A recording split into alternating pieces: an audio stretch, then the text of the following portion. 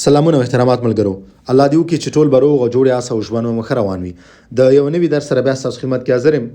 ملګرو، یو ملګري غوښتنه کړې وه چې په هغه لغاتو یا په هغه اصطلاحاتو یو ویډیو جوړه کړه چې کوم موږ هغه چا دپاره ته استفاده کولی شو چا سره چې موږ مینه کوو، یا هغه د مینې لغاتو مینې اصطلاحاتو باندې یو ویډیو جوړه کړه.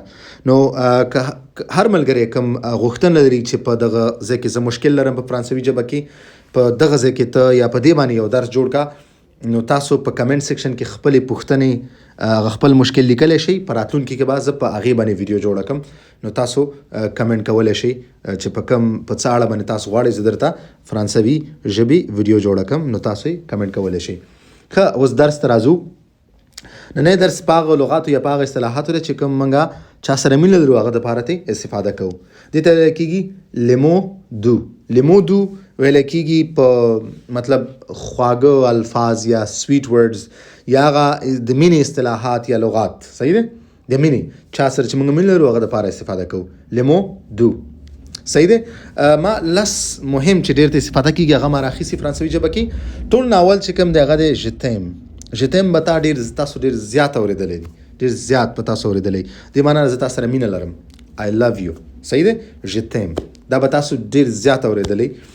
دویم چې کوم دی هغه دی ژتادور. ژتادور ویل کېږي چې یو چا سره ته مینه لري، یو چا نه ته ډېر متاثره یې، د هغه د هر څه نه ته متاثره یې، نو هغې ته موږ بیا ژتادور ویل کېږي، صحیح ده. لکه انګلیسي کې د دپاره ما سره یو خاص لغت دی هغه دی I adore you، صحیح ده. ځکه زه انګلیسي معناګانې ځکه زه راوړم، بعضې داسې اصطلاحات دي چې هغې کې موږ سره پښتو دپاره داسې ښه لغت نه وي، نو زه بیا د انګلیسي راوړم. نو که تاسو سره کوم وي تاسو ما سره بیا کمنټ کې شریکولی شئ پښتو کې چې کوم وي، صحیح دی. دریم چې کوم دی هغه دی مونشوشو. شوشو ویلی کېږي مونشوشو. په انګلیسي کې لکه موږ وایو مای ډارلینګ. ډارلینګ خو به تاسو ډېر ویلی، یعنی یو چا دپاره مینې دپاره که نه، زما ځان، زما مطلب ډارلینګ چې تاسو ته څوک ډېر ګران وي هغه دپاره دې نه تاسو اصطلاحات دې نه استفاده کولی، صحیح دی. شوشو، صحیح دی.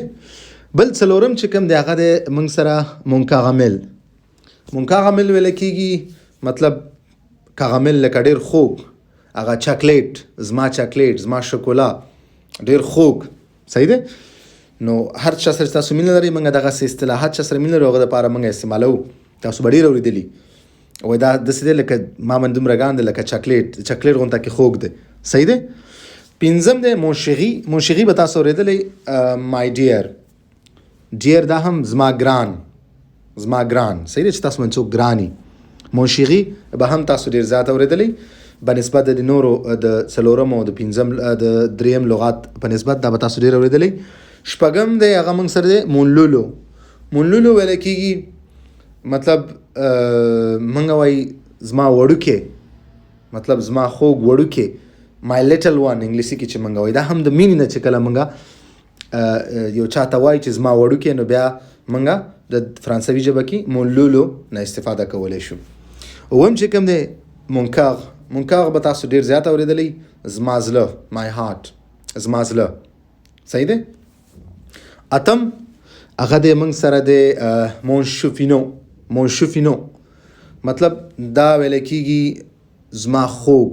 انګلیسي کې چې موږ وایو مای سویټي، سویټي، صحیح دی. ډېر خوږ چې تاسو باندې څوک لګېږي هغه دپاره تاسو استفاده کولی شئ، صحیح دی.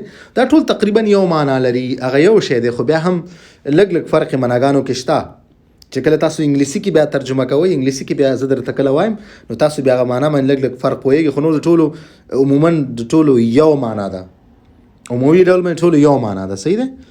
مونشوپینو مطلب مای سویټي، په زما خوږ، په ما ګران، صحیح دی. ښه، نهم چې کوم دی هغه دی مونپتي کغ.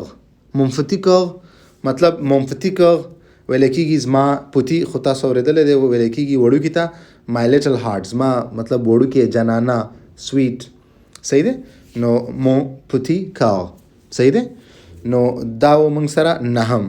لسم چې کوم دی هغه موږ سره دی بیبیش. بیبیش ویل کېږي مطلب هنی. تاسو به ډېر اورېدلی فرانسوي کې هنی.